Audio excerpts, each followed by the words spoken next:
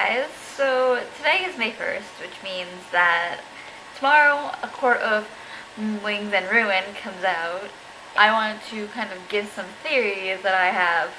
So I've been watching a lot of Crackpot theories about A Court of Wings and Ruin, and I just kind of want to share them with you, so I might just kind of post 2 videos in one day, so be on the lookout for that.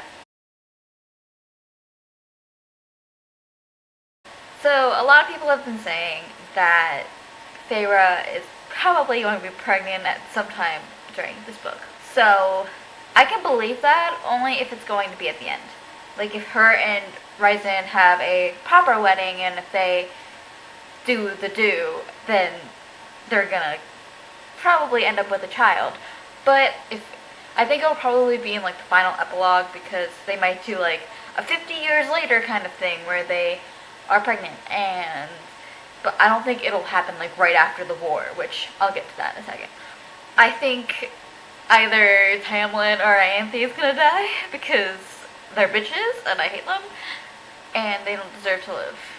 Sorry if you like them, guys, but I hate them and I want them to die. Yeah, that's another theory. I might have like Tamlin might sacrifice himself, or you know, Feyre's gonna kill him because she wants redemption, she wants revenge, blah blah blah blah blah.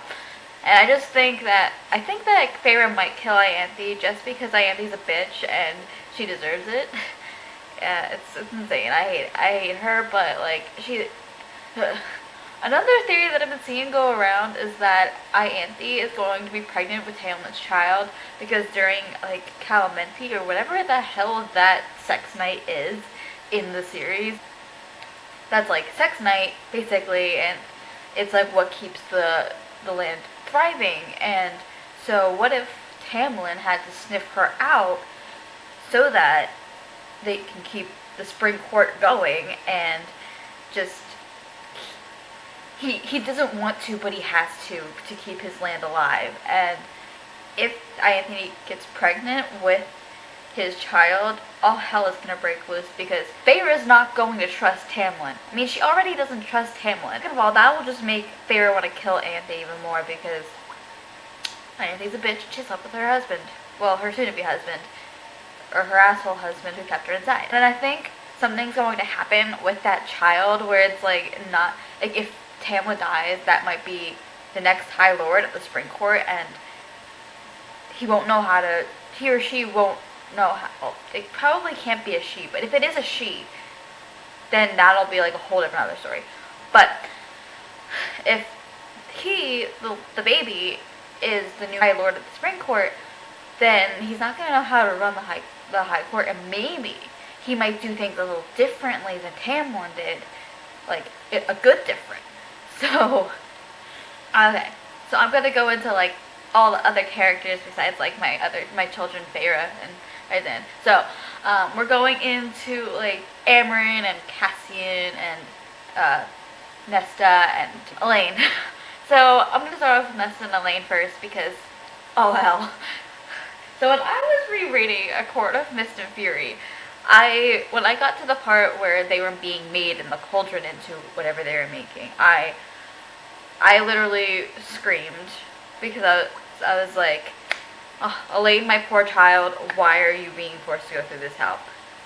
But Nesta, on the other hand, so in the book, they like describe her process going through the cauldron as like is totally different. So she's not, I think she might be something other than Faye. I think honestly she may have turned into something like Amren. And Amren, as we know from reading A Court of Mist and Fury, is that she isn't really Faye. She's something else, but her true self is been locked away by a spell or a curse. Only like someone with a book of high spells can fix. So I think that Nesta might turn into something like Amren, like a fire drake or whatever, and I will scream, because I also think that Nesta will have like a big role to play in the war. I think they're gonna give her like her whole a whole army for her to command. Like she'll be the next Amarantha, but without being a bitch and without being evil, and without having the power to have a 50-year curse and keep Tamlin or not Tamlin. Well, keep Tamlin within his court thing, and Rhys in his personal help.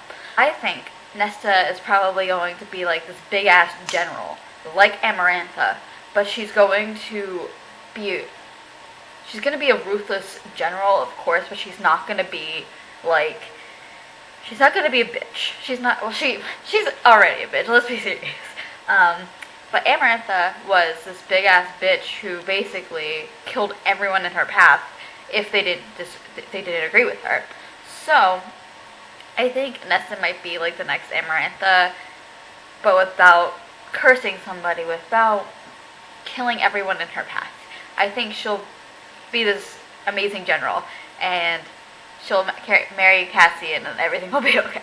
Okay, getting on to Cassian. So we were left off where Cassian's wings were like taken. Like, I don't know if his wings were, I feel like his wings were cut off. They probably were, by the King of Hybern. And I think that somehow he's gonna get his wings back, but he won't be able to fly. Like, I've heard this in so many other Crackpot theories. I think he's going not to be able to fly. Another theory about Nesta that I have is that she might be Illyrian, and she might have wings, like Cassian did or does, and like Rhys does.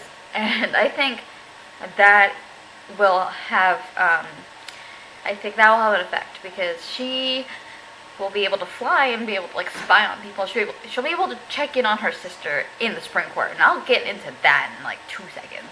So I think that Cassian might teach Nesta to fly with her wings. He will be very envious of her wings, because obviously she got these wings and then he just got his taken off. So yeah, going on to Feyre in the Spring Court, back at the Spring Court. Now, what I think is gonna happen is I found this really good piece of artwork. I'm going to insert it here, where she basically is in the Spring Court with Tamlin after Aftermath, and she basically can hear, she like literally wakes up like she's having a nightmare, and she like walks up to Tamlin's room, because they were sleeping in the same room, and I think that she is going to like walk over to a windowsill in the house, and she's going to basically say she's looking out at the stars and she's missing Rhys, and Rhys is going to like have like, you know how like when she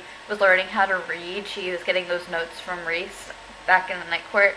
I think that's going to happen, where one of those is going to show up and say, I miss you too, now kick some ass.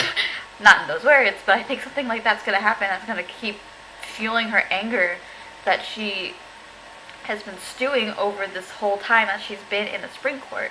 And honestly, I don't think she's going to be in the Spring Court for so long. Like, I think she's going to be in the Spring Court for a chunk of the book, but she's going to figure out a way how to get her High Lord, Rhys, to actually be able to get into Spring Court so that he can get her back. And I think that's going to be an amazing thing to happen, and I will cry, honestly. This book's going to make me cry, and it doesn't help that I have to do this during finals week. But that's another one thing about him. I think the King of Hybern's going to die, because I don't remember specifically if he was, but I don't know if they said he was Fae or not, but I think he was a human turned into a Fae, just like Feyre. And I think because of the whole cauldron thing, it says like calls to like and maid calls to unmade or something like that. I think that he might become human again, and that's the chance where Feyre will get to kill him. And I will be very happy for my girl Feyre. I saw this really good theory I was just watching, that at some point, I feel like, or that the person who was watching this, they were thinking that, what if Lucien's father dies? And so Lucien's father is the High Lord of the Autumn Court? Yeah. What if he dies, and the power is passed down to Lucien, who becomes the High Lord? Then, because Lucien at this point is like very attached to, like not attached to Tamlin, but he follows Tamlin and everything that he does. And now that he's got his mate, Elaine, I think that when he's going to try to get her back when his dad dies, and he becomes High Lord, he will distance himself from Tamlin and kind of align himself with the other courts, like the Night Court. That's like, I think that's gonna happen, honestly. Like, the person who said this, I fully agree with them. And I think that's gonna happen because, like, I gotta look at the one book, because there's a map in one of the books, and I don't know if it's an Acowar or what, but it shows like where all the courts are. So it's like, here, oh, look at this. So that's where all the courts are, right? That's where all the courts are. And the spring court has like a lot of land, as you can see. And so Autumn and Summer both border the spring court. So I think that they might actually align. If Lucian becomes High Lord of the Autumn Court, then he's going to align himself with the Night Court. And then that's like they're in to get into the Spring Court, so that we could stop Hybern and Tamlin from taking over the world. And yeah, that's my crackpot theories that I have for the Court of Thorns and Roses series / Acowar. But anyway, my name's Olivia. You're on Bookish for Kids Nice channel, and I hope to see you soon with another video. Bye, guys.